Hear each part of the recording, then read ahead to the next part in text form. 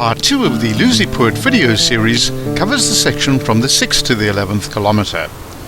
If you intend driving this pass, it's important to watch Part 1 first, which contains the Google Earth orientation clips as well as other important safety, historical and tourism information. Compared to other municipalities in the area, Elundini has prospects of significant growth and upliftment in the quality of life for its residents due to its relative abundance of natural resources. The urban areas and commercial farming districts are the highest employers, where people have found employment in the agriculture, commercial and service sectors. There are very low levels of employment in the rural settlements. This can be partly attributed to the fact that these areas don't have a strong economic base, and partly due to the fact that most inhabitants are involved in subsistence-related activities and little surplus being produced for economic profit.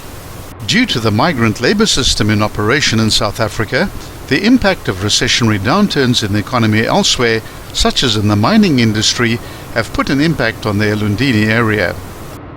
For the cultural and heritage tourist, there's much to be seen in this beautiful region. Most people believe that Mount Fletcher is named after Reverend John Fletcher, founder of the first mission established by the British Methodists in 1882. Whilst the region has all the natural beauty of the Yugi and Maclear areas, organized tourism here is limited. However, for the cultural or heritage tourist, there remains much to be seen.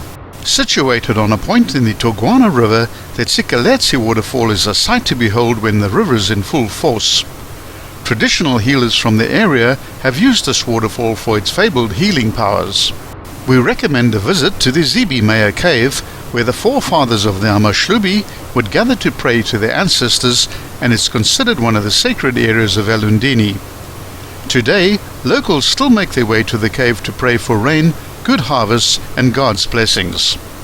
The cave's unusual name is derived from the late Chief Zibi and his friend, German priest Reverend Meyer. In the Upper Tsetsana area, you can visit the Kwabaliwe rock art site. This ancient sacrificial site has been open to tourists now. The site is more than 100 meters long, making it the biggest in South Africa. It's assumed that the Sand people settled here, leaving grave sites in the area which attract archaeologists, environmentalists and researchers alike. The art is of a high quality and still very much intact. Struggle icon Oscar Mpata was born and raised right here in Mount Fletcher, whilst it was still a part of the independent homeland of Transkei. After moving to Cape Town, Mpata was elected as the Secretary General of the African Food and Canning Union before turning his focus to the African National Congress, where he was elected as the President of the Cape Branch. He would go on to become a highly respected trade union organizer, despite being detained by police during the 1960 state of emergency and imprisoned on charges of terrorism in 1985. Today the Oscar Mpata High School in Nyanga, Cape Town bears his name. If you love beautiful scenery and awesome day trips, coupled with some 4x4 challenges, then the passes of the Eastern Cape Highlands are just for you.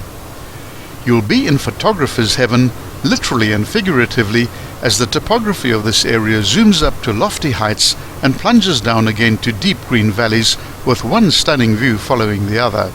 The passes are also great to tackle on your mountain bike or a motorcycle, preferably with some pals.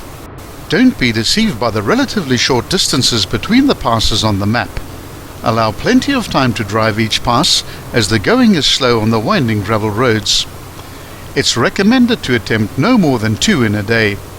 Decide whether you want to base yourself at one central point, such as roads, or if you want to overnight close to the pass that you're about to drive or have just driven. The most popular towns and villages include Lady Grey, Berkeley East, Rhodes, Elliot and Maclear, and accommodation is dotted all over the region. Because of the remoteness of this mountain wilderness, it's best to pre-book your accommodation. Make an early morning start and pack a picnic lunch so that you can enjoy it in beautiful surroundings. You don't need a 4x4 to drive these routes in regular weather conditions, just a high clearance vehicle with control power, except for the Buster Footpath Pass as well as the Ben McDewey, where a 4x4 is necessary at all times.